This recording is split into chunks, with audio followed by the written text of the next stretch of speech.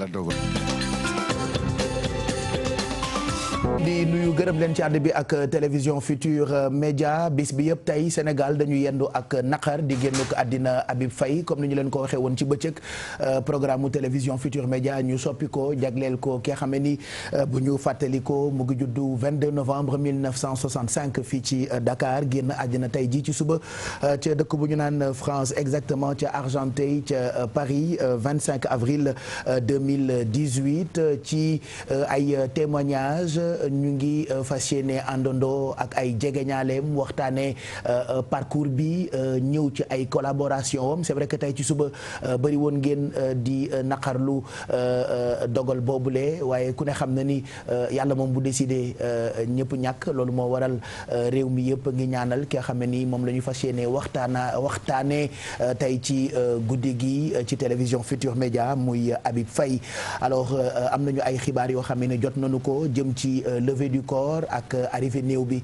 fii ci Sénégal ñaan yeeg naka lañu ko programmé diggante jeudi ak vendredi diggante Paris ak Dakar yooyu yëpp dinañ ci ñëw bu ca kanamee ay jegeñaaleem bokk na ci Jules Guèye maa ngi koy tooñ sànq naan ko subaak léegi ñu ngi lay woo moom bokk na ci ñi nga xam ne ni Habib daf leen jege woon lool keneen itam ne ci plateau bi di Jimi Mbaye moom it ci subaak léegi mu ngi topp rek lépp loo xam ne ni jëm na ci génnuk àddina xaritam boobule di Habib Faye gàtt la ko daan woowee moom Jimi di ko woowee njool xam naa ni bëri na ci ay anecdote yoo xamante ni certainement tout au long de cette émission moom Jimi dinañu ko nettali Bouba moom it rakk la ci Habib Faye tey bëggul dara moo tax réew mi yëpp da nga leen jooyloo xam naa ni jot nga ay message u massa ba tey waaye teewul ci lii ñuy proposé en direct ci télévision Futur Média baax na itam ñu ñëwaat ci ay rencontre yu bëri yoo xamante ni Habib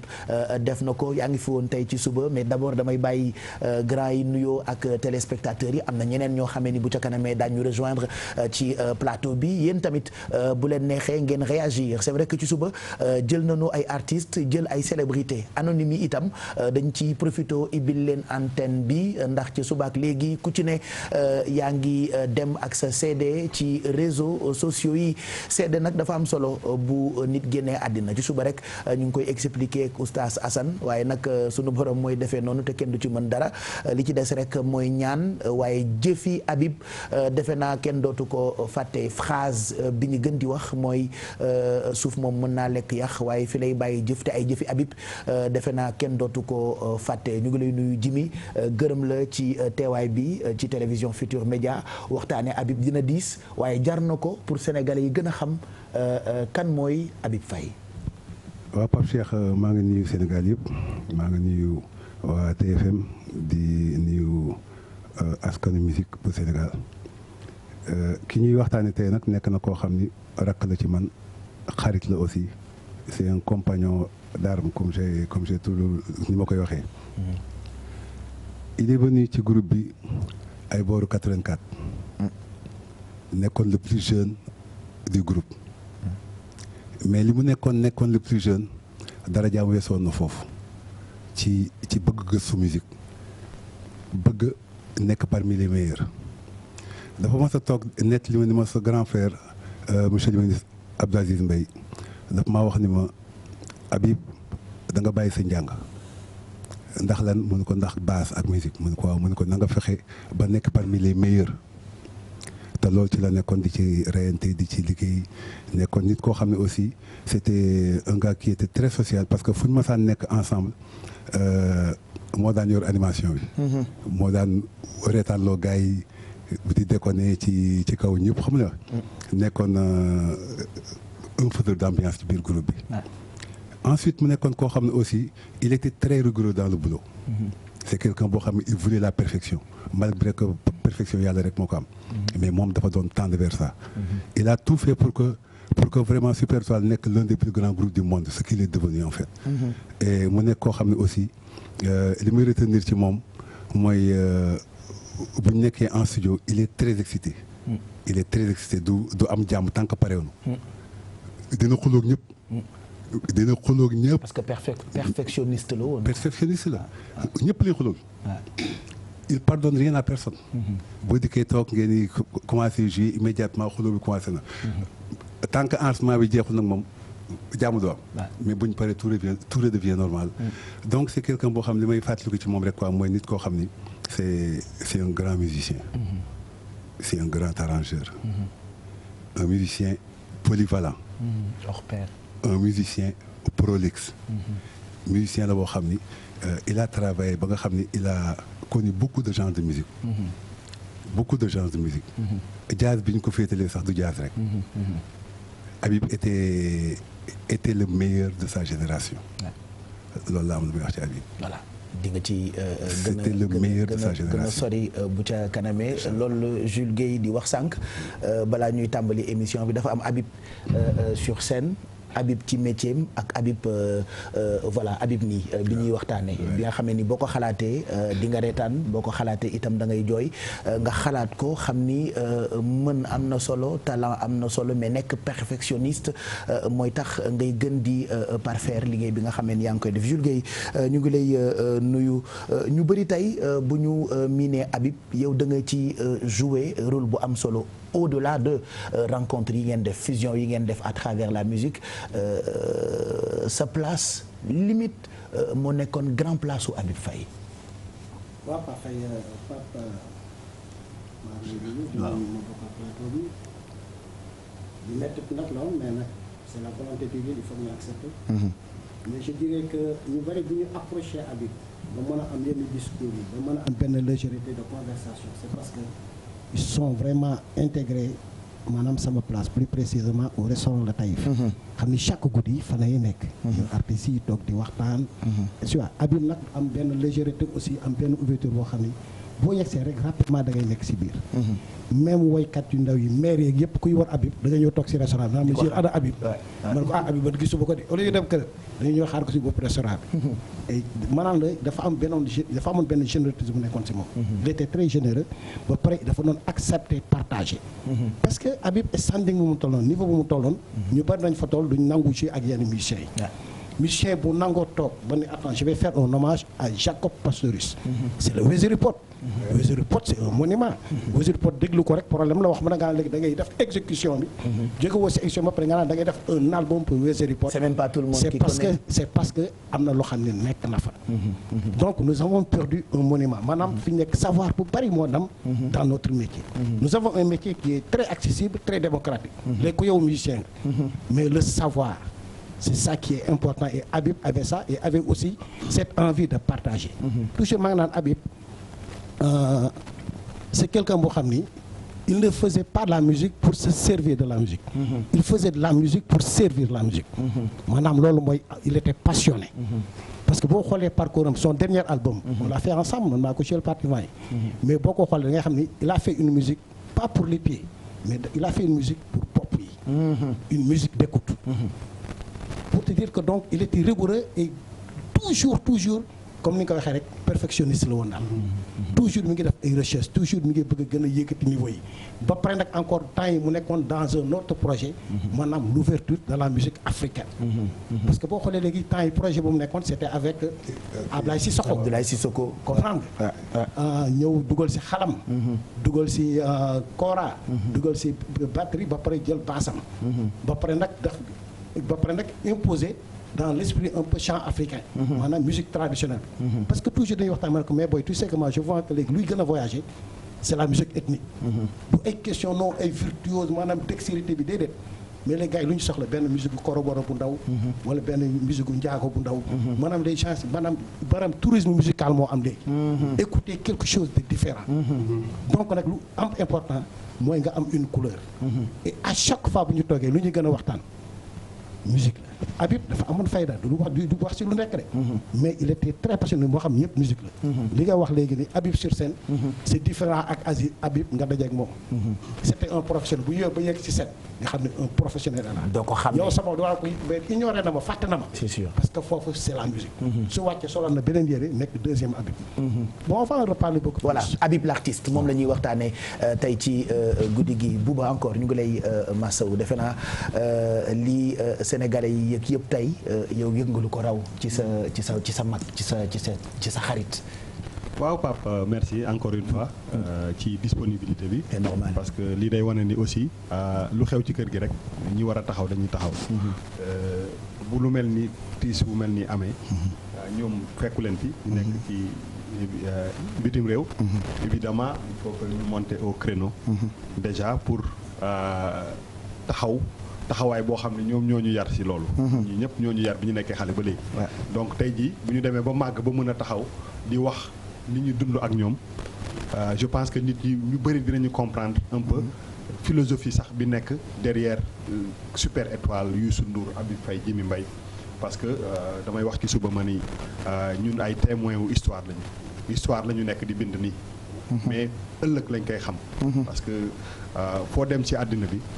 il y a de grands groupes yu nekk boo jëloon groupe bu mel ni Beatles fii ba wala Rolling Stones wala Jackson 5 wala dara fii ba jam àddina di tukki ñooñu kenn du leen fàtte c'est pas parce qu'on est des Africains que amuñu suñu ay Beatles ñun tam donc je pense que chance bi ñu am ñun muy opportunité ñu côtoyer leen màggandoo ak ñoom ñu yar ñu parce que même ci wàllu liggéey bi ñuy def man je me suis retrouvé à être producteur de musique xaw ma sax lu tax mais c'est pas tombé du ciel parce que en fait je me suis dit ok ñii c'est des musiciens qui jouent des instruments mais il y a pas que les musiciens qui doivent être impliqués ci production donc boo jàngee xam-xam si ñu mel nii am na noo koy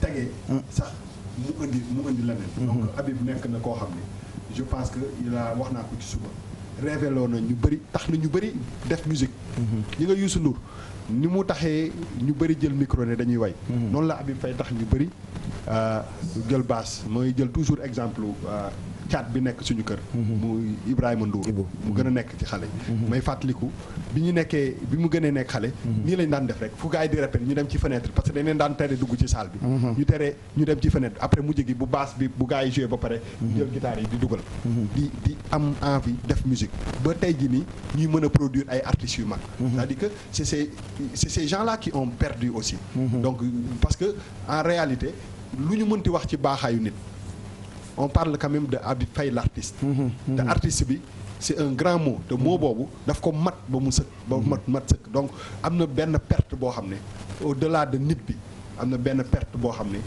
ci wàllu musique Sénégal am na ko tey te li ñu naan bu subaa ngay comprendre bu ñu demee ba ci kanam ay at yi kanam dañu xam exactement lan la légué fii lan la fi bàyyi voilà alors tout ce qui est prévu fii ak suba ak gannaaw suba mu ngi jàll depuis sànq ci suufu écran bi dinañu amal ab julli bu ñu koy jullee ca France ci mosquée bu Argenteuil suba ci suba si et puis corps bi dina yegg si vendredi ci guddi ci volu Air France ci Sénégal bu ko defee dëj beeg jébal gi ñu koy jébal boromam loolu itam xam naa dinañ ci ñëwaat bu ca kanamee bëri na itam ci ay artistes yu réagir amoon ay programme sànq wax naa ko ba noppi annulé pour ki nga xamee ni mooy Habib Faye alors rencontre yi nga xamante ni Habib def na ko bokk na ci ay woykat yoo xamante ni nekkuñu sax ay sénégalais quand on parle ce matin d'Angélique Kidjo quand ce matin on me parle de Peter Gabriel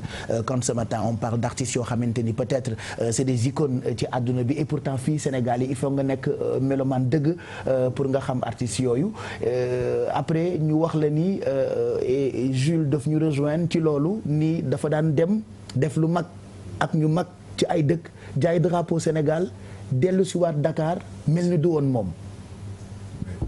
Quelle discrétion comme il était discret moom Habib.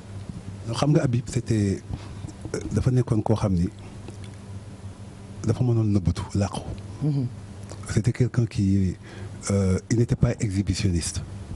daawul wane wu. Non, il était exhibitionniste avec sa basse. D'accord. Mais dans sa nature humaine il vivait un peu en retrait en discrétion ci affaire yu bëri. La preuve kenn yëgul feebaram. La preuve man tey bi ma déggee son grand frère daani yëguma feebar Habib ci scène bi laa koy soog a yëg. Bon c'est ahurissant. C'est extraordinaire. C'est quelqu'un qui sait gérer sa maladie comme ça. Non, affaire bi daf ma jaaxal daal.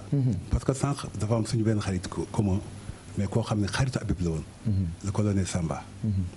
daf ma woo quoi ni ma bon Jimmy affaire bi c'est dur man ko mais grand tu ne peux pas savoir comment c'est dur. Nous on a été réveillés avec cette nouvelle. On était à Abidjan. À des milliers de kilomètres d'ici. On a été réveillés avec man ma non da ngeen di muñ nag moi je savais que ça devait venir. mais on a géré. man ko mais qu'est-ce que tu me dis là mun ma non on en reparlera. mais nañu muñ. donc ça veut dire que c'était un grand homme aussi bien par le talent artistique. que par la nature humaine. dafa nekk koo xam ni man dafa ma xaw a yéem quelque part nag en général da nga nekk ak nit te am na yu bëri yoo xam jikko yoo xam doo ko xam ci moom. mais aujourd'hui j'ai découvert d'autres secrets sur Habib. J'ai découvert beaucoup d'autres secrets sur Habib. Habib c'est il était vraiment pour tout dire impressionnant. et très discret. non mais gis nga Matar Samba bi ngay wax. la dernière fois bu ñu mujjee jouer on était ensemble on a dîné ensemble. mais bu dul Matar Samba. tous ces grands bassistes yi nga doon dégg fii à travers le monde c'est des gens yoo xam ne ils étaient très très proches de Habib. boo xoolee bassistes yu mel ni ay Richard Bona. ay Etienne Mbappé ay Marcus Muller. tu vois ñooñu c'est des gens yoo xam ne dañoo jege woon Habib Faye. Habib Faye bu amee loolu c'est parce que dafa liggéey. Habib dafa liggéey boo xam ne moo tax mu dem ba xam ni du woon ay niveau national maanaam c'est un bassiste qui était dans un niveau mondial. il faut que ñu xam musique bi liggéey la il faut que ñu delloo waaj xam ni kii savoir bi dafa ko amoon. Habib dafa amoon ba pare nag toujours nangu nag wàcc boppam ba xam ni képp ku ñëw mën na liggéey ak yow. la dernière production bii ñu def malheureusement génnagul CD bi ñu koy mais ba léegi pare dafa distribution internationale bi fu ñu ko. concert bu ñu mujj def aussi pratiquement mi ngi doon pare parce que doon préparé def vidéo bi. vidéo bi aussi pare wu. pour te dire que donc Habib franchement c'est une perte. c'est une perte par rapport encore ak du question sax musique bi mais dafa amoon benn intelligence bu mu amoon si musique bi. mais amoon benn intelligence c'est quelqu'un de très intelligent. am benn intelligence urbaine. maanaam intelligence urbaine maanaam Habib facteur boo ko fekk muy mbedd bi di roq bi lépp looy ñëw Habib day bokk. avec un discours fort discipliné et poli. Habib doo ko dégg mu wax si lu. ci lu ñaaw nekkul ci polémique ou ci ay détails problème ñëpp di wax noo kërëb mais doo ko dégg il est très mesuré. man mii di wax yow chaque guddi même bu ñëwul maay dem jëlee ko këram. ne ko booy kaay ñu dem toog. non dama koy forcer génne ko ñëw ñu toog. feebaram bii. bon yëg nañ ko mais nag xam nga tamit doo yëg feebar di ko wax. surtout léegi ak téléphone ak réseaux sociaux yi. on l'a géré ba xam ni yàlla def na bon lu muy def. mais dafa nga xam ne bu génnoon tamit façon nekk parce que léegi nit ñi day rey nit sax fekk deewul. mais lu ma gën a bëgg a wax moo di. am na fi woykat yu bari am fi instrumentiste yu bari am fi ñu bari ñoo xam ne lu ñu am ak fu ñu toll je dirais que Habib a eu une participation hyper importante par rapport à la renommée musicale. Habib am na lu bari lu ñuy attribuer ay musiciens c'est le travail de Habib. am na ñu bari ñoo xam ne ñu ngi kii di ngandu fii kërëb c'est parce que Habib a beaucoup fait maanaam il faut que nit ñi quand même ñu reconnaissant. il faut que ñu généreux xam ne c'est quelqu'un qui partageait beaucoup. delloo ko lu mu moom. ku nekk aussi wax vraiment lu xam ni muy dëgg gi quoi. dëgg gi mooy c'était un instrumentiste mais qui avait un talent bu xam ni boo xam nga fi nag c'est beaucoup plus la chanson quoi way bi la. mais Habib lu mu apporte musique sénégalaise kenn mënu ko mesurer. voilà ci suba ak léegi baat bi benn la partage voilà comme quoi aar boo ci nekkee li la war mooy nga partager quand tu ne partages pas mënuloo mel comme dimension bi Habib Faye amoon. mais Pape loolu dëgg la. ba pare beneen affaire aussi bu ma bëgg si lu ma bëgg insister mooy. amoon na ay possibilités en dehors de Youssou Ndour. dem yoonam. voilà. amoon na ko. voilà. mais li moo tax xam nga dafa am benn acquis. boo xam ne moom je pense que daf ko comprendre dès le début. mooy que il n'a jamais voulu quitter le Sénégal. en tant que musicien. il tenait à ça donc ñi ngi waxu discrétion bi dans ce qu'il faisait parce que je suis très bien placé pour le dire. mais toog na 6 mois yoo xam ne na ko fi woon. nekk si benn projet ba gars yi di insister pour mu. exactement pour mu ñëw mun ma booy man je vais revenir parce que. lu may recherché wu fii laa ko non fii la koy recherché. donc dafa daan dem def benn affaire je suis bien placé pour le à la limite wax naa ko tey ci suba.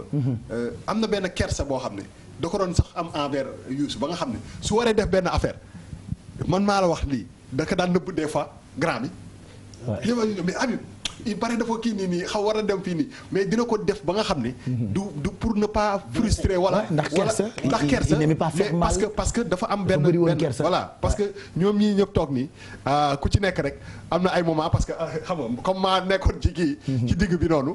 xam nga dañuy woote waxante ay kii même par rapport ak grand bi ku ci bëgg a wax grand bi dara saa wax. waaye grand bi saa waay nag wax nii mais pour te dire que dama doon servir de relais. à chaque fois damay gis que le respect là bu mu amoon envers Youssou. moom laa doon wax ne ma ne du ko xool si bët. musuma dégg Habib mu xool Youssou Ndour si très respectueux. très respectueux. bu Youssou di wax nii la de bu waree kaas benn affaire sax da koy jaarale feneen. te pourtant il a une forte personnalité. xam nga nit boo xam ne la gëm na boppam et tout mais exception bi moom Youssou Ndour la. Bouba voilà mooy kersa bu nekkoon ci moom. pour te dire la vérité man tu sais que man damay wax.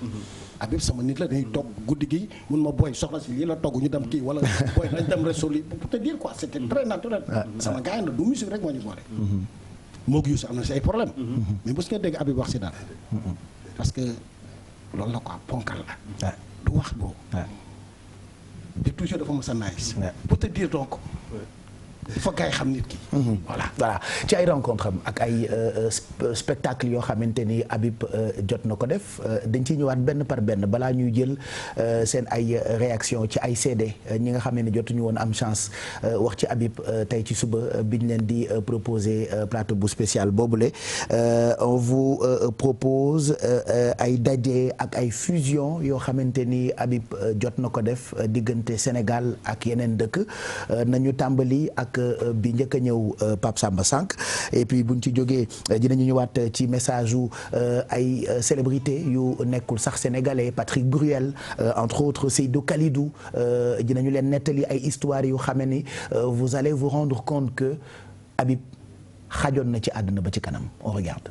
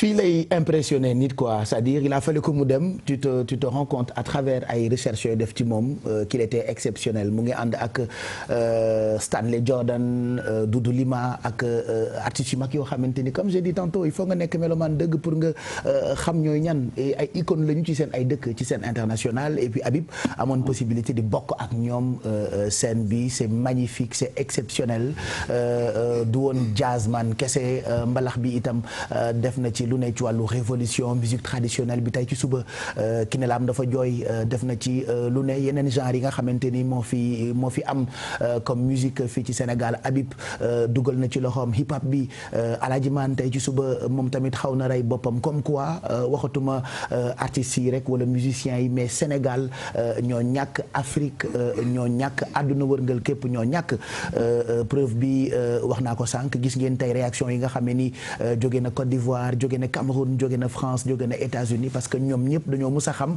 valeur Habib Faye ki ñu fekk si léegi nii ci plateau bi tey ci suba la ñu ko yëg Jimmy wax na ko sànq ak Youssou ci suba dagg seen ay programme yéen a ngi waroon àggali li ngeen doon def comme activité jóge Côte d'Ivoire waroon dem Kigali mais lépp ngeen obligé annulé Mbaye Dieye Faye ñu ngi lay nuyu Sénégal a ñàkk mais li may wax ci suba ba tey loolu laay waxaat ku ñëpp jooyal warta jooy.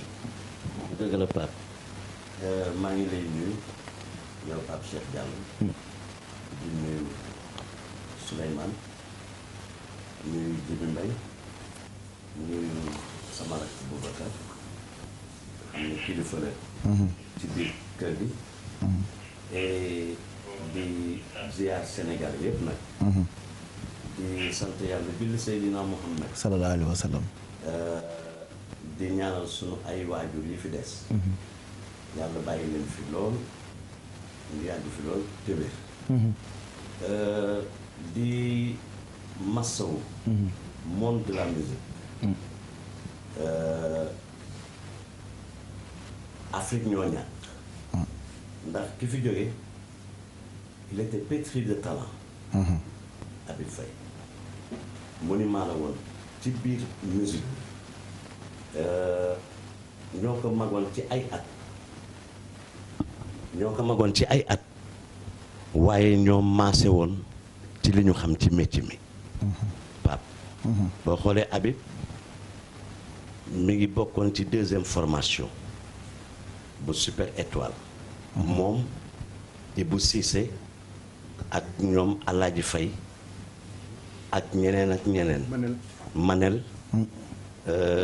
ak ñeneen ba yàlla def Youssou découvrir ko gis ci moom talent intégré ko Super Étoile 1984 mu nekk lu ndaw sànq am na ku ma laaj ne ma ban anecdote moom ngay fàttaliku ci Habib Faye ma ni ko bi ñu demee Côte d'Ivoire gi nga xam ni fa lañ jóge tey fi ñu leen annoncé décès bi waaw ñuy balance ba 18h kenn añul mu wekk mu jékki-jékki rek dindi baas bi teg ko Habib lu xew mu ne dama xiif ñu wax mu ne duma laal guitare gi te lekk mu ñu jëndal ko palaatu banana waaw Faye la sant waaw et mu nekkoon nag ku mën métier lool tey boo xoolee sunu téléphone yi day sonné rek rappeurs yi ñëpp ngi jooy ba bi may gaare rek ñoom baxaw ñoom buuba kereku ñoom dégiti et ñooñu ñëpp ku nekk ngi jooy dañu ñàkk ñoom tamit dañu ñàkk et rawatina ñiy def musique traditionnelle muy ñi nga lim sànq kenn ku ci nekk ci ñoom sarangoñ laal na sa dënn ki ne laa bëggul dara ci suba ak léegi dëgg la et rawatina nag ñi nga xam ne ñoo àndoon ak moom xam nga Pape Cheikh yàlla ak a bari sutura wallaahi kenn du moom sunu borom Boubacar sutura rek la bari moo tax léeg-léeg nit ñi war nañuy suturalante ok ndax xoolal bu yàggul lool famille bii di Super Étoile sunu kilifa jiitu ko muy Youssou Ndour tey ñëpp lay jooyloo dafa craqué il a pleuré ci yoon bi ñuy nekkee ci bis bi di ñëw ñi ngi ko dégg ñun ñu jóge fa 10 heures moom mu war fa jóge 19 heures mais wax na ba mu yàgg mënul yegg li et yàlla defar Jimi Mbaye ngi ani Habib Faye ñëpp daal di àndaat waaw wax ji doon na fi gën a jaxasoo. wallaahi wallaahi. wax ji doon na fi gën a jaxasoo. wallaahi. waaye sunu borom kenn du moom. wallaahi kenn du Mawlaana tabaaraka wa taala. kenn mënul dara ci ay décision mukk ak ni mu ko nammee. déedéet moom rek mooy décider. te décision du teggeeku. mën naa décider naa dina nii laa koy doxalee ndeke duma ko doxalee noonu. Souleymane noonu yow noonu Buuba noonu Jimi Mbaye noonu. dañuy dem ak suñuy pexe rek. waaw suñuy pexe rek. waaw waaw ndax am Pape yàlla yàgg na noo wan ñun ñoo dëgër bopp rek. dëgg la de dëgg la de dëgg la de. wax nañu ku li naf seen saay xeeti mawti. wallaahi ba tey kenn bu ñam dund. wallaahi di nga ñam dee kenn xamul fan la kaña la ak naka la. waaye yàlla nay rafet. amiin amiin. Habib ñu koy ñaanal sunu borom xare ko àjjana. amiin amiin te yàlla mën na ko. sunu borom dafa njaboot te mën a muñ. yàlla baax. wallaahi yàlla baax. ani Seydina Mohamed demul. waaleykum salaam. ani sunu maam Maodo Malick dem na. Baye Laay dem na. c'est comme ñoo dem. maam Cheikh Ahmadou Bamba dem na. ah. ani sunu maam Baye Niass. Cheikh Oumar Foutiyou Tall. ñëpp dem nañ c'est comme ñoo dem ñun dañuy dem. ala kulli haal yàlla yéex yéex dañ koy ñaanal. yàlla xare ko àjjana. te di ñaan yàlla yàgg fi. yeggali. et tey Boubacar ñun maa mujjee wàcc tey. Pape Omar woo na ma ñaar yoon. waaye démb dama jaaxle parce que saa yu ma waree ne xaaral ma tëdd dallu tuuraat sama valise commencé waat di lem.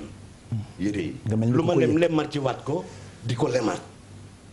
ba mu yàgg ma ne man il faut que ma nelaw nag tëdd ndekete yeete benn may yee bu ma wàccee moom mooy lii. mauvaise nouvelle bi waaye yàlla mi nga xam ne nag moo ñu sàkk moom ñu borom tànt bi nga xam ne kenn foom xamul fu mu samp poto yi moom mooy décider nag et ñu nekkoon ci liggéey wax fa dëgg yàlla ñun dañu waroon wàcc aéroport génn arrivé yéegaat départ ak suñuy valise pour wuti fu ñuy wax Rwanda. léegi rek maa ngi naan sama waa kër ñoom Abou Guèye ak ñooñu 16 heures lañ fa waroon jóge waaye ci sama xayma 2 heures du matin ci seen heure lañu waroon a yegg ñun ndeke duñ dem. déedéet. dëgg la de. ndeke duñ dem fekk yàlla pare na yàlla pare na bu yàgg. pare na bu yàgg noppi na bu yàgg. noppi na bu yàgg c'est Pape sûr c'est sûr. xoolu ñëpp a tooy tey. xoolu ñëpp a tooy tey Boubacar ko gis mu jooy ku say rangooñ tuurul sa xol jooy na tey et léegi laa jóge di diis seen kër vieux mag Faye Lamine Faye Moustapha Faye ñoom Ibou Cissé sa sœur ñoom Ndiémé ñoom ma jigéen ñëpp ña nga fa et di wax ni nag icône moo fi jógee Pape. ah oui koo xam ni icône moo fi jógee koo xam ni loolu la ñu doon wax ak Bouba tey ci suba da doon symboliser vie. oui très élégant. mën li muy def. oui def tour du monde sunu borom teral ko sagal ko. mu bien portant. waaw rafet. oui taxaw am oui gabari. oui yàlla jël ko yóbbu. yóbbu ko ay misaal la. ay misaal la voilà ay misaal la. ay misaal la gi nga Pape yàlla rek la. waaw. léeg-léeg ñu ne nit punkal mi ma ne ko du punkal. ngand mi ma ne kenn du fi ngand. benn ngand rek am. moom mooy ki sañ lii. kan moo ko sañ. yàlla. waa ki nga xam ne bu weeru koor jotee da ngay tëju sa néeg ubbi sa frigidaire gis muy sedd bay ñaq. nga tëjaat. moom rek moo ko mën. sëriñ mënu ko kenn mënu ko. Mawlaana tabaaraka wa taala rek moo ko mën. waaye nag dañ koy delloo suñu borom nag. continuer ko jaamu. voilà. li nga gën a bëgg. lay jël nga yàkkamti. ku ñëw day laaj kañ lañ koy yóbbu. nga suul wane gannaaw. wallaahi. bu bës sa xol bi. moom rek moo ko mën.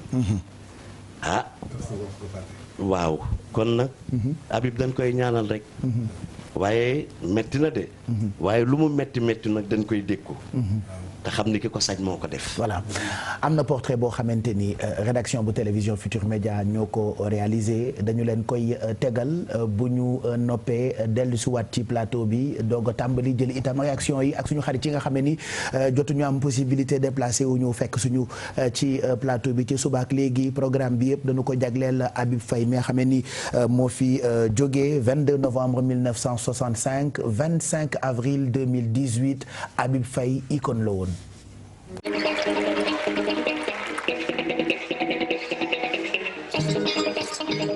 xarañteem daanaka kenn dootu ko nattable ci wàllu musique fii ci suñu réew Habib Faye mi wuyu ji boroom bàyyi fi wuy wu rafet farloom ngir indi musique bu mucc ayib ñëpp xamoon nañ ko moom mi le tànk doon polyvalent ndax doon na jouer ay instruments musicaux yu bëri bokk na ci lii di clavier lii di guitare basse doon na arrangé doon nekkoon tamit auteur compositeur Habib Faye jotu gunge ay artistes yu bëri yu fekk baax fii ci suñu réew ci seen album doon na liggéey tamit ak ñi nga xam ne rek ay artistes yu fekk baax ci biir Afrique loolu rek di firndeel taxawaay bi mu mës a am ngir loolee mu doon def ak xolam mu gën a fës lool. Habib Faye bokk na ci ñi nga xam ne dañu jàppoon ne jazz foofu ñu génne ko fexe ba askan wi rawatina ñi nga xam ne ñoo fekk baax fii ci Sénégal xam li mu wundu bu ko defee tamit ñu mën ko jëfandikoo gannaaw laxoom ñu bëri bay di ko jooy mu bàyyi tumuranke ay artistes yu doon jëfandikoo xalaatam wala sax mëninam ko kii di Habib Faye wuy ji boroom ñu koy ñaanal yàlla mu xaare ko aljana repose en paix Habib Faye.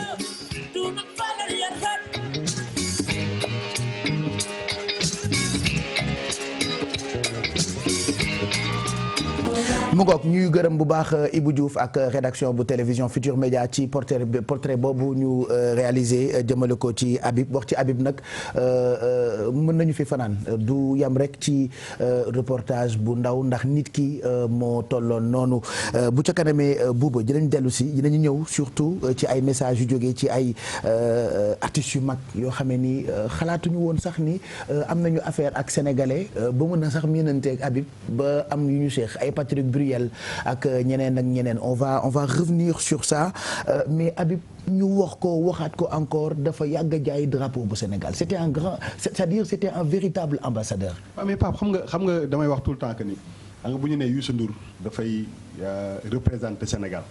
mais Youssou Ndour moom kenn demul taxaw yor micro. moom laa lay wax ni c'est l'histoire ñoo toog fii. dañu am chance ñun ñu fekkee ko quoi c'est-à-dire que ñoom ñëpp kenn ku si nekk si ñoom rek. war ngaa mën a demal sa bopp toj àddina bi ñëwaat donc je pense Habib boo génnee tukki nga dajeeg benn musicien si ngay xam valeur man dem naa Cameroun dama lay jox benn anecdote bi nga xam ni Youssou Ndour dafa dugg ci gouvernement def stand-by musique am ba war a dellu si Habib était sur un autre projet Guinée aussi Youssou Ndour war a jouer mu ne ma man de il faut je reprends voilà il faut que ñu répéter dugg na fi génn fi fekk auparavant man j'étais allé au Cameroun ma ne ko nit bi fi nekkoon di jouer basse diisaay boo xam ne du ku nekk ku mën a remplacer jël nañ fi bassiste ma ñëw ñu répéter li may wax ni peut-être sax waruma ko wax télé ma ñëw ñu répéter ma dégg ma génn ci biti man leen kii attanul affaire bi de Cameroun lañ dem jëli kenn ku mën a relever c'est pas un hasard hein? Ouais, non.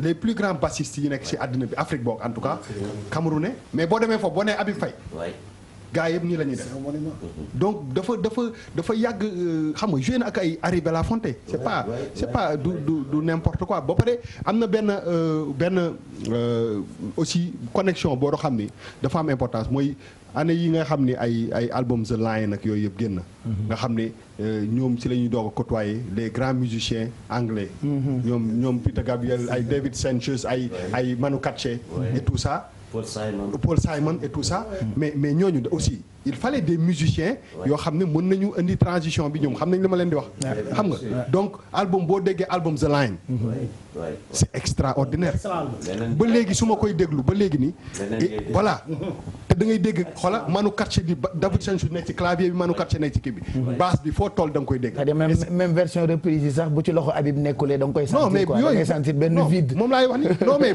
même ces grands musiciens là bi ñuy jouer di jouer batterie Manu Katché di jouer foo tourné yaa nga dégg basse bi di dem donc amul woon benn complexe par rapport ak niveau te loolu aussi je pense que c'est important ñu reconnaître ko dama doon wax ci suba ma ne leen bàyyi na fi pax boo xam ne néew ma mën nañ koo suul de waaye pour nit suul ko du yomb de parce que doy na waar Bouba voilà Bouba quand même yéen seen genre da ngeen am importance ci musique maanaam vous n'êtes pas quand même dans la pratique musicale mais quand même vous êtes quand même dans l'ambiance et dans le savoir et les faits qui sont dans la musique lii ngay wax nii maanaam il faut ñu am ñu mel ni yéen xam ni day gën a indi motivation wan ni gars yi du liggéey bu yomb par exemple kii ngay wax ni Stalin Jordan ku mën a yëg ak moom sur scène c'est un des meilleurs guitaristes moom Aldi Mewla nee na il n'a pas trouvé aussi rapide que lui maanaam Stalin Jordan bii ñuy wane ba pare mu bàyyi Habib def lu mat presque ay 8 mesures improvisation ñoom noonu lañ ko doon waxee ci Habib aussi c'est-à-dire fi ñu toog naan ñoom dañoo mën dañoo lii dañoo laa ñoom tamit noonu la ñuy toogee naan Habib lii Habib laa en fait Habib xam nga talent kenn moomu ko xam nga lan moo extraordinaire ci Habib Habib c'est quelqu'un qui peut venir il se moule dans toutes les musiques boo ko dugal dafa yor jikkoy ndox ci musique jikkoy ndox mooy c'est-à-dire vase boo ko dugal rek day jël forme c'est sûr parce que dafa am métier comprendre nga mais te loolu c'est pas donné à tout le monde talent la yàlla koy may c'est-à-dire xam nga lan mooy problème kii gars yi dafa ni looy def da nga koy ñime man ko looy def war ko ñime da nga koy mën talent da nga koy mën te Habib avait du métier gis nga mënoo tari saar boo jàng instrument da nga koy ñime mais ci kaw nga mën ko xam ko te Habib dafa dominer woon instrument il avait dominé son instrument te man leen lay ragal quoi xam lan lay ragal micro bi ñu dégg la bu baax man li may ragal xam mooy lan mooy est-ce que la postérité les jeunes musiciens est-ce qu'ils ont su savoir qui est Habib Faye moo nekkoon sa souci est-ce que am nañu mat gu toll ni jéem a taataan ci Habib li ñu war a taataan parce que Habib dem na fi ne dem na mais ay jëfam moom na fi des c'est sûr à la Koulial Habib c'est un musicien que le Sénégal ne pourra jamais oublier parce que daf fi def lu ñu weng loo xam kenn mënu ko effacer mais je veux dire est-ce que la jeunesse sénégalaise les jeunes musiciens sénégalais qui voulaient faire la basse est-ce qu'ils ont su apprendre ci Habib est-ce que profité nañ ci ensuite man dama bëgg sànq dama dégg benn animatrice bu nekk King FM am benn producteur de spectacle bu burkinabé bu wootee di def témoignage ci Habib banaan man sax je vais boycotter cette fois-ci le festival de jazz de Saint-Louis du ma dem parce qu'avec la perte d'Habib vraiment non je peux pas partir pas y aller je vais annuler après femme bi ni ko je ne sais pas comment elle s'appelle cette femme là ni ko mais est-ce que man mën nañ leen ñaan benn affaire aussi quoi mu ne ko est-ce que vous pouvez apprendre à rendre hommage aux musiciens de leur vivant plutôt que bàyyi ba ñu dem ñuy soog a Habib depuis 84 mi ngi def li muy def il a toujours progressé depuis 84 di avancé di dem mu nekk affaire boo xam ni ça devait être écrit en lettres d'or dans les annales de la musique sénégalaise ñu di ko wax di ko jëfee tous les jours mais il faut nga dem ñu doog a rendre compte mais am na lu ma si bëggoon jox damay wax tout le temps que ni xam nga fii ma toog nii damay nekk si ginnaaw scène bi ñu nekk di jouer xam nga Mbaye Dieye Faye lu ñu bëri xamul moom musique da koy dundal maa ngi koy gis nii mais di xool yenn clin d'œil yu muy def si kaw scène bi xam nga dafa waane dafa bëgg ay xam nga complicité bi quoi am na ay morceaux yoo xam ne bu Youssou Ndour wàccee scène bi mu des Habib Faye le batteur ak Mbaye Dieye Faye ñu solo pendant 5 minutes échange yooyu c'est comme si ñu ngi koy dund fii parce que li gars yi di war a rendre compte mooy que bëgguma Habib Faye ñu ne bassiste la c'est pas qu'un bassiste c'est un artiste parce que dama wax que ni am na benn transition parce que ñun dañu fekkee dafa am benn transition entre musique bi ñu daan jouer ak loxo ak bi boîte à rythme ñëwee ay temps wu old tuk son ak ay ñoomin son ñu war a def ay séquenceur ak ay ñoomin son maa ngi fi toog na ma ko fekkee mais mooy lu may wax si yow loo tax ma ni par exemple yéen seen genre yi c'est important parce que du leen musicien mais li connaissance bi ngeen am moom laa gis nga complicité bi ngay wax maanaam BJ am ko ak Habib maanaam c'est même pas écrit dans les morceaux effectivement dañuy ñëw ñoom ñoo ko si yokk kii xool moroom kii dugal benn motif kii yokkaat si jékki-jékki te loolu sax day jur morceau bu bees moom laay wax ni donc sur le xam ne ëllëg ngeen koy répété mu nekk morceau bu bees donc si ay parce que ngeen koy voilà comme moom dafay yëngu ci rythme évolution musique sénégalaise dafa am benn moment boo xam ne dafa laajoon technologie effectivement laajoon machine il est allé apprendre ça c'est ça c'est important programmer la batterie c'est pas mooy évolution bi moom lay di parce que basse batterie complicité bi ci nekk di moom xam ànd ak na jamono il fallait que mu mën a programmer batterie donc bu yoree git liggéey ak li jamono àndal bu laalee clavier abi bu muy man mun naa ci bu dama ko fekkee ah bu temps muy laaj commencé jouer clavier c'était pas un claviste par prédilection mais les grands musiciens même bu ñuy rechercher ay notes notes yu baax yi dañuy recherche dañ nekk dina teng mais bu ñu trouver accords yi ñuy war a trouver du nga gis ku daax ku leen da ëpp technique te mënul trouver accords yi donc tout ça c'est ça qui fait un grand musicien déggoo ma ni dañ ko ma ni l'artiste c'est pas un intellectuel l'artiste c'est un sensuel voilà dafa yëg du question diplôme bu rëy lu muy yëg looy jàng bari diplôme voilà amul yëg-yëg mënoo dem on va permettre aussi wax naa ko sànq ñi nga xam ne ni ñu ngi seetaan te bëgg bokk ci émission bi ñu jël leen dañu njëkkee ak Galoña moom bokk na ci jegeñaale yi xam Habib lool fonkoon Habib lool Gallo ñu ngi lay nuyu yow itam ñu ngi lay massawu Sénégal yëpp a ñàkk yow itam ñàkk nga. Pape Cheikh maa ngi lay nuyu. ñu ngi lay fay. allo Pape Cheikh maa ngi nuyu ñi ci plateau bi. ñu ngi lay fay. di nuyu Jibi Mbaye. Mbaye Mbaye Bouba ak Jules. Man li may wax ci àdduna rek mooy yàlla yóbbu na ko. nañ ko ñaanal li mu liggéey ñu fësal ko. ndax boobu maa lay dene depuis 81 li mu liggéey ñu ngi koy wane. nañ jéem a def loolu. sama wax nag day gàtt. Habib moo ko Youssou Ndour seen complicité nit mënu ko àpp fu mu yem. man ak ñoom tëj nañ ci néeg ñu ñett rek. exact man Habib Youssou Ndour que ñu Youssou Ndour. Youssou Ndour ko yow doo bassiste. claviste nga soliste nga musicien.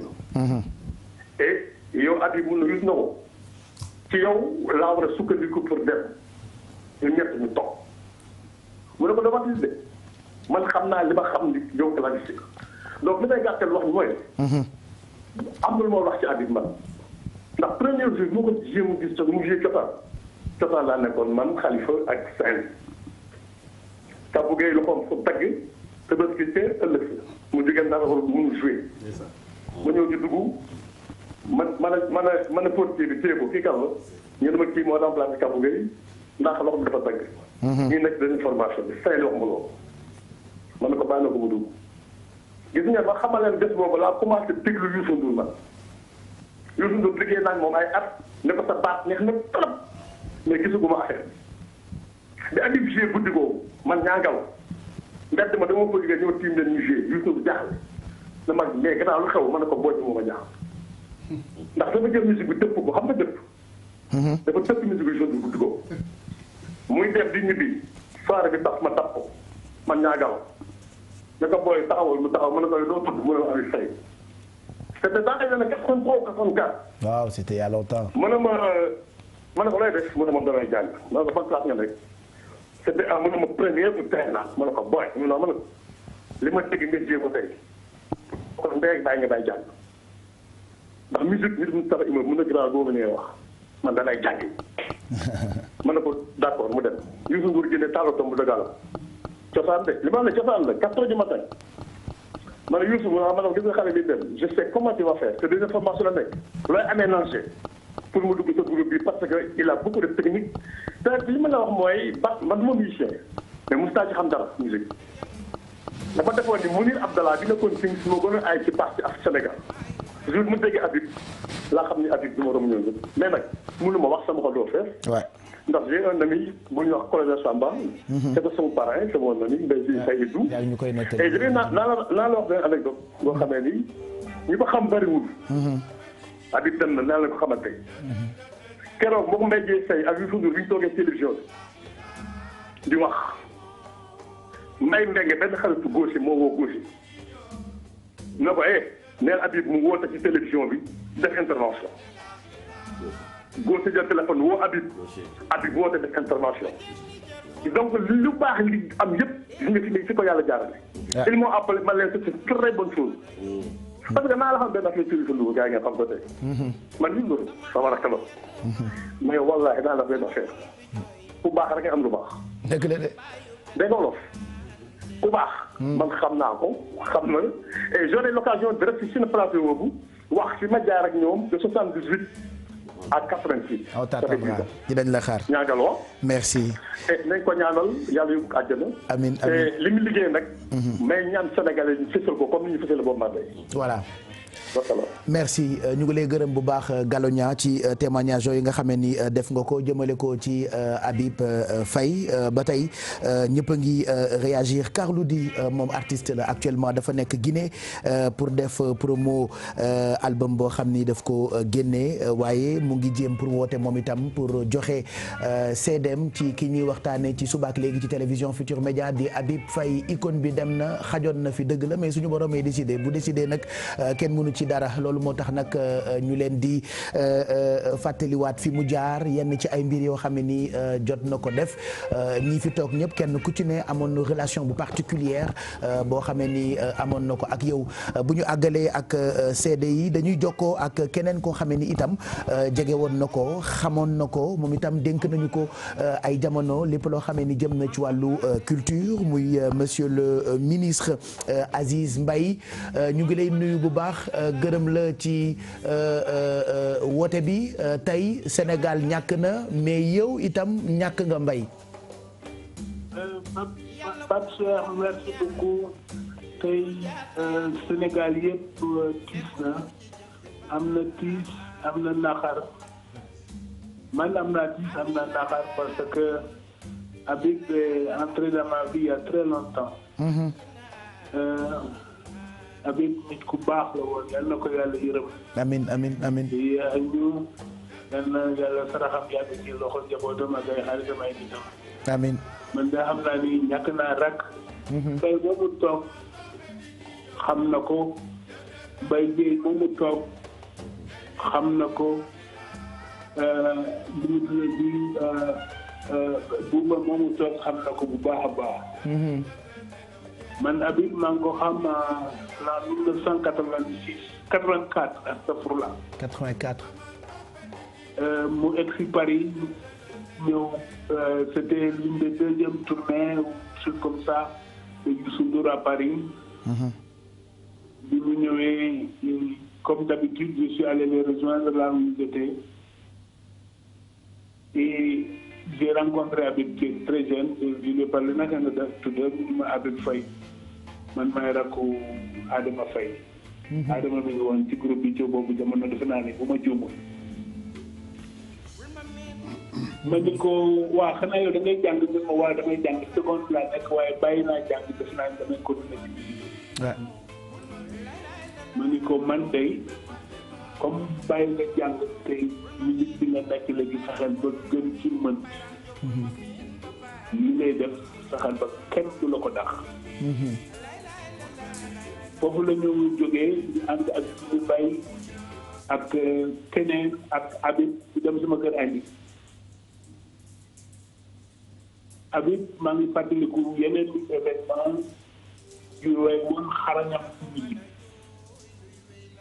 en 1986 fekk nañu ma États-Unis ma nekk fa scientifique invité bu ñëw ak Youssou Ndour dem Los Angeles.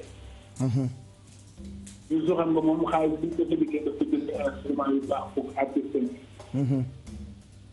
il avait acheté un ampleur jamono boobu lay doog a génn. maak Habib comme damaa dégg anglais Habib bi ma traduire ma di jéem a sampler benn son pendant toute la nuit on a essayé de sampler un son on n'est pas arrivé parce que la brochure c'était très mal Youssou moom mu génn chambre am ñëw fekk ñu ci chambre avec bi ñu hey waaw du mën tëdd nag dañ ko di def du mën tëdd dafa xaraña ci li ñuy def dafa bëggoon li ñuy def Habib n'était pas le meilleur parce que dafa amoon talent ak doomu yàlla rek mais Habib était le meilleur parce qu'il travaillait tout le temps kuy bëgg a baax dafay liggéey bu métti comme loolu du gaa ñoo ñoo ko ñu liggéeyee yéen bay xam ne li may wax bay jëy sama jarbaat xam ne li may wax mais ñu ay daanaa du Sénégal daanaa nekk assis nañ la ñii ay daanaa du bokk bi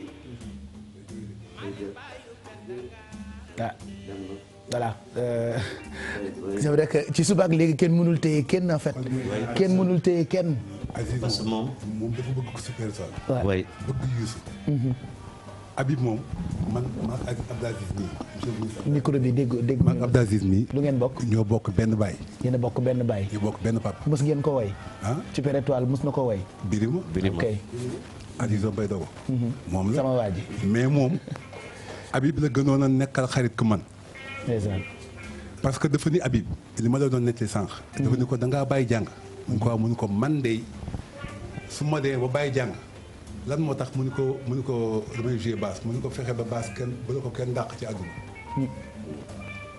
moo tax nga bàyyi sa jàng bi mu ni ko fexe ba la ko kenn dàq donc Aziz dafa bëggoon Habib ba nga xam ni ils étaient très proches. wane na ko léegi nii parce que finalement ay jooy la tëjee wax ji muy koo xam ni sénégalais yëpp xam nañu ni dafa jege Super Étoile te bëggoon lool Habib Faye moom monsieur le ministre Aziz Mbaye xam nga Aziz comme ni doomu bàyyi ji bi mii la waaye dem na ba sunu yaay ndey soxna lay wooyee yaay naan moo ko jur ndax bëgg gu mu bëgg Youssou Youssou tamit wan ko ni man mii maa la gën a bëgg ba way ko way wun naan Birima et noonu la meloon ci Boubacar mii dama la ci yokkal dara ñëwal moo fàttali on était à Bruxelles guddi benn moment Youssou woo ma ne ma dama wool ma grand Aziz ma ne ko pour lan mu ne ma nga laajal ma ko ay maamam fekk ñi ngi parce que Birima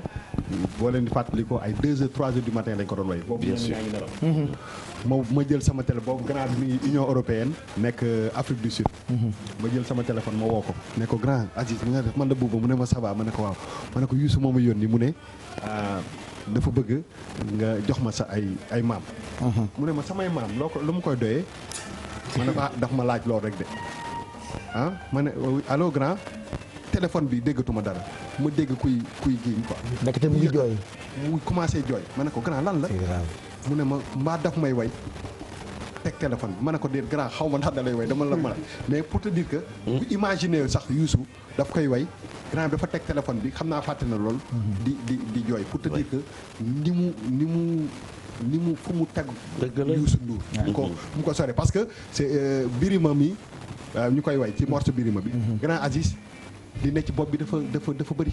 macha allah oui. lu mu jàng ci nasaraan rek jàng na ko ci tradition. intellectuel voilà intellectuel mais intellectuel bu xam cosaanam. xam nga donc je pense que loolu ay anecdotes yoo xam ne. Mbaye xamoon naa du yegg li wax ji Aziz salaan la.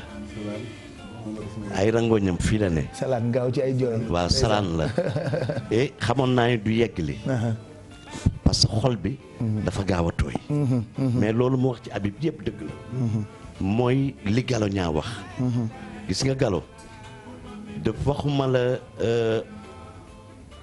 Super Étoile ak Youssou Ndour mais dafa bëggoon Habib gis nga bi réeroo xawee am tuuti dan daan jokkoo lu bari moom Galo am na ku ma tudd ñu koy wax gaucher xam nga sànq fàllu sama doom mi ngi ma naan mais père Habib làmb ji sax war nañ ko defar 1 minute de silence. non dafa bëggoon làmb. oui ma ni ko mu ne ma oui père Habib dafa bëggoon làmb te daan na ànd ak beneen père ma ne ko kooku mooy gaucher militaire la colonel Samba. waaw dafa bëgg Habib ba nga xam ne buy wax ci Habib ñoo naan bokk fi ñuy watoo muy ci cee et donc ki fi jógee Pape ba tey ci moom la ñuy wax ki nga loolu tarbiyuwul doo doon sëriñam gi nga li Souleymane wax ci Boubacar Bouba jéewul instrument mais mënoo koo nax ci musique lu yàgg ci diw niin. lu yàgg ci diw niin c'est ça. loolu la butéel lu mu def la kubéer gay xeeñ ba mu des ndox c'est sûr. et donc dafa tarbiyu kan la tarbiyu kookoo jara wax nag Adama Faye dem si yàlla si doon seen mag moo tax kër ga yëpp joué v mag loolu la Omar Pène wax tey ci suba bu joué unité américain yi nga ni fa la dëkk Lamine Faye bu joué nga ni lii rek la xam Moustapha Faye bu joué nga ni kër gi lii rek la ñu naan famille musicien la Mam Anta ouais. mais tu sais famille boobu Chérif. ba ci seen xaritu Boubacar nga xam ni mais yéyee ba ci kan son fils Papis abe c'est un bassiste dañu toog keroog répétition Viviane di pare Zénith ñuy xool Papis Papa Dia ngi taxaw maa ngi taxaw ak Habib xale bi joué man may gis Habib ba muy doog a commencé super étoile salaam xool ko rek craqué jooy et c'était beau ndeysaan Papis très émouvant. Papis déjà ba muy joué ak Habib ba muy commencé ak Viviane Habib day toog ni quoi ñu ne atay mun ma mee booy je sais que Papis day def musique man ko mais c'est bien monsieur man daal bëgg man sawaruma c'est quoi Papis daal musique am bi man ko non mais c'est bien bàyyi ko mu joué mais pour te dire que Habib n'était pas très enchanté que Papis def musique def musique parce que xam na li ci musique en fait. gi nga pap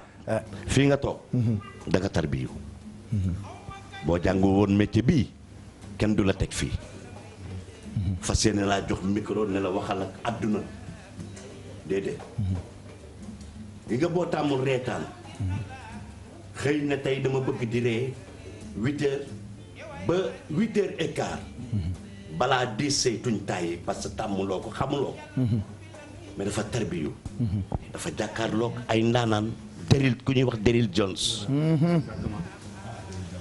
Daryl tey jii bu yëgee lii yaa ngi doog a wax am lu ko metti non ku faawoon Habib Faye Daryl Jones souvent di dajewoon ci tournée bu ñëwee day langee fële maa ngi fàttali xam nga kan mooy Daryl Jones. Jones mooy kan. kooku moo def la dernière tournée des Rolling Stones. voilà waaw. yaa ngi dégg donc ñooñu mais Habib lañu ñooñu la ñu lëkkaayool Habib waaw way bokk ak ñoom pas ay scène ma ne la ku ñuy wax Bruce Springsteen bu yëgoon lii tey xolam dana tooy ku ñuy wax Sting bu ko yëgoon xolam dana tooy ku ñuy wax Tracy Chapman bu ko yëgoon xolam dana tooy Angélique Kidjo bi may wax depuis sànq. Angélique Peter Gabriel.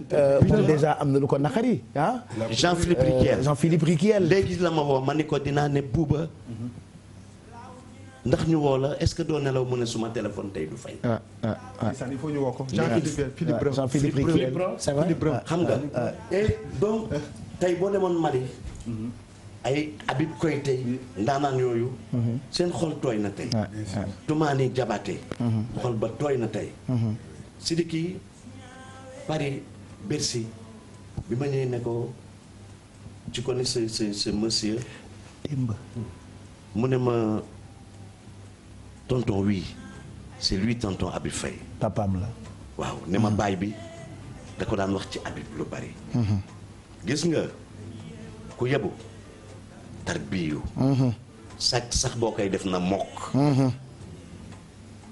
wala dinañ la jàpp te la nga waroon sàcc doo ko sàcc dëgg la de. dëgg la jimi dëgg la de. métier day mokk mais Habib xoolal ak niveau bu mu amoon chaque jour boo ñëwee da koy fekk muy travail loo tax ma ni gis nga qu'on soit sérieux maanaam le départ de Habib war na conscientiser beaucoup d'instrumentistes que ça soit chanteur que ça soit instrumentiste que liggéey bi c'est un travail régulier. Que ça soit tout le monde nee na sàcc sax boo koy def voilà. je veux dire mais le régulier nag ngay xam baaxul. xam nga maanaam nag da ngay bëgg a liggéey pour am une reconnaissance internationale. c'est important mën nga liggéey nag pour yem sa quartier. mais bu nekkee nag da nga bëgg a liggéey am yenn niveau yi. del déglu ponkal yi. li ñuy def nga jéem ko def jéem xool noo leen di rombe. te Habib musul toog di mesurer par rapport ay musiciens non non toujours mi ngi xool niveau bu mag. pour xool bëgg a àgg ñooñ fa ñu toll. bu toll parce que à chaque fois. foo ko fekk il est avec son instrument di liggéey. voilà xam nga moo koy waral Pape. waaw lu tax nit di war a jàng métier am. ñu ngi nii daf ñuy dal. ñu dem bitim réew. festival jazz yu mag. ku ñuy wax Youssou Ndour et le Super Étoile war fa taxaw. concert yëpp jeex ci hôtel bi. gars yi war a def jam session. boo xamul la ñuy tari. da lay humilier. waaye bu métier ba mokkee. boo ñëwee xuus seen biir. dañuy jékki-jékki rek ne la. la preuve tey ci suba ñu ngi teg tournée Peter Gabriel bi ngeen doon ànd ji def première partie 1984 Athènes su paree ñu tegaat ko pourquoi pas ñu gis ci ay images yu daw yaram yéen ñëpp ngeen nekk ci ay xale àndandoo ak Youssou Ndour di daw di cëppi di def spectacle boo xatal ko téléspectateur réaction yaa ngi continuer di jógee fu ne fàttaliwaat leen ni suba dinañu amal levée du corps bi ca France néew bi nag dina yegg si Dakar vendredi ci guddi ci volu Air France Salam Diallo moo ñu fekk si mu ngi may won yaa ngi may won ci sa portable lu daw yaram ñu ngi lay nuyu gërëm la ci teewaay bi démb ci diggu bëccëg bi rek yaa ngi wax ak Habib ci WhatsApp bi. ok jërëjëf barke Serigne Touba. jërëjëf Jëmi jërëjëf Boubacar jërëjëf Pape Cheikh jërëjëf Souleymane jërëjëf Mbaye Dieye yéen a ngi wax ci ku baax koo xam ni ba mu koy xam nekkul Super Étoile. ndax man seen kër laa doonee musicien. magam Lamine Faye yar ma donc Habib bi muy jàng école Adama Faye mi nga xam ne mooy magam moom moo doon maître am instituteur am. seen papa nekk directeur d'école. seen kër laa yendu léegi nii vie mag mi ngi leen di gërëm. tout à l'heure mi ngi wax lu baax li nga xam ne yéen a koy def depuis ngeen jot nouvelle bi. defe naa bokk naa ci mujjee gis Habib ndax France laa jógee daam maa ngi woon tournée ñoo nekkoon. ba bi nga xamee ni soxnaam mi ngi dem pour sax assister ko man la mujjee gis ndax sama kër la ñëw. moo waral SMS boobu noonu. Habib ma ko envoyé. donc Habib bu ñëpp la. ku ci nekk ci yéen ñi toog am na anecdote boo xam ne Habib wax na ma ko te fekke woo ko. bés bu mujj bi dafa am morceau bu ñuy wax Jamil. yaa nuy teral mbay. nee na bi ngeen koy répété. nee na dafa toog à côté. nee na nga gis mu am nu mu def kanamam. nga woo ko mu génn. nga ne ko xanaa tu sens pas. mun la effectivement Youssou ma war a dugg musicien war ko topp loolu am na wala amul. am na waxoo ma ko loolu mun naa ko seede. Habib Faye moom ko mun naa ko wax seede loolu dëgg la. dëgg la Habib Faye parfaitement dëgg la. kii. xam nga loolu lan pour doguma la rek moom laa lay wax ni yóbbante bi mooy que boo xoolee di nga xam ma wax ko loolu bi ma ñëwee man aussi ma ñëw si nopp Youssou def je pense lii ak lii pour te dire que kersa boobu sax te pourtant c'est Habib Faye mais bi mu ñëwee comme fekk na gars yi di ko jouer il a eu le respect de le recul pour un peu wax idéem te effectivement noonu lañ ko noonu de façon très correcte moom très respectueux très respectueux. ba ma ko waxee léegi matul weer. ba ki dem mu ñuy répété yëngu leen Mbaye Dieye toog doom ji joué ma jooy. bi ma jooyee mu ñëw. waaw daal di may bëf ni ma bisiki tey ji sama doom la jox naa la ko. donc mu doon koo xam ni taalibe Serigne Touba la di taalibe Serigne Saliou. jébbalu ci Serigne Saliou. wax ni mu gisee Serigne Saliou ni moom xamul sax affaire mouridisme dafa jékki-jékki nelaw gént Serigne Saliou. bi mu géntee Serigne Saliou ñëw di ko nuyu sëñ bi ni ko may ma daal di tiim xeer bi daal di koy ni ko bisimilah boobu mi ngi ànd ak sëñ Abo sa xarit la sëñ Abo Mbàkke. waaw dëgg la. nee na mun ko man il faut que ma dem gis sëñ Saliou nee na ba mu demee seeti sëñ Saliou ñëw tim sëñ Saliou sëñ la Saliou ni ko may ma daal di jël ti xeeru tim bi Habib daanu jooy. lii laa géntoon. est-ce que muy taal bi murit ku baax. koo xam ni ñàkk na mu lu rëy. tuddee na sëñ Saliou. waaw mais doom ju mujj ji sëñ Saliou la ko tuddee. waaw ñàkk na lu rëy. man nag mënumaa wax. mais daal maa ngi gërëm ñi nga xam ne ñoom la nekkaloon France. ñu koy soutenir. Tooro nga xam ni foofu la dëkkoon soxnaam di gërëm Pape Lay Jaxate Ibou Sène ak ki nga xam mooy si ak ki nga xam ni ñoom mooy Njaay ak jabaram Sadio Paris chaque guddi ñooy nekk buy ñibbi man mi maa koy déposé. chaque guddi ñooy nekk. ku baax dem na mais nag lii ñun lii rek lañ am. parce que nit ñi mën ñoo xam ku baax ak ku bon. déedéet waaw. déedéet bu nit demee. ngay seede ci moom yàlla sax mën naa la rus ci loolu. asamaak bu doonee taal bi Sëñ Tuubaa. maa ngi jégalu di leen gërëm bu baax. déedéet da ngay toog ak ñun ba ci kanam ñu jël yeneen réaction sànq ñu ngi jot message am d'ailleurs ci suba gi mais dañuy jokkoo ak moom muy Mounirou Sy mu ngi doon wax ni mook Habib ay xarit la ñu woon bi mu nekkee administrateur conseil d'administration bu BSDA kooku mooy Mounirou Sy ñu ngi lay nuyu bu fekkee jàppandi na ñu jokkoo ak moom ci téléphone bi ci ay témoignages yoo xam ne ni ci suba ba léegi yéen a ngi koy def ci télévision Futur Média. Mounirou Sy ñu ngi lay nuyu ñu ngi jot sa ay réaction depuis ci suba ndax Habib ku la jege woon la. waaw asalaamaaleykum Pape Cheikh Diallo maa ngi lay nuyu di la ziyaara. di nuyu ñi nga toogal foofu xarit di samay soppi commencé ko ci Mbaye Guèye sama xarit Jules Guèye maa ngi lay nuyu di nuyu Salam ñi nga xamante ni ñoo bokk maam ci côté papa ñu bokk Kër Blaye Diop Maar di nuyu itam Bouba Ndour di sama xarit di sama wëllëre di nuyu Jiri Mbaye boo gisee sama base di tremblé yi mooy Habib maa ngi moom dañu amoon lien bu particulier te Jiri Mbaye moom mu xam ne dara sur le personnage dama ci wax le musicien ndax yéen moo ko gën a xam te liggéey boo na ko bokk yéen ku ngeen ni mën na rek mën na te li nga mbay li gën a yées ci àddina mooy def loo mokkalul booy def loo mokkalul ñi lay seetaan ñoo njëkk a sonn te alhamdulilah rabbil alamin Habib li mu doon def daf ko mënoon kon côté boobu du ma ci wax mais li may wax c'est sur la personne ndax maa ngi moom dañu am fu ñu jaar lu bari li ko gën a firndeel mooy bi ma nekk BSDA yàlla def moom mu nekk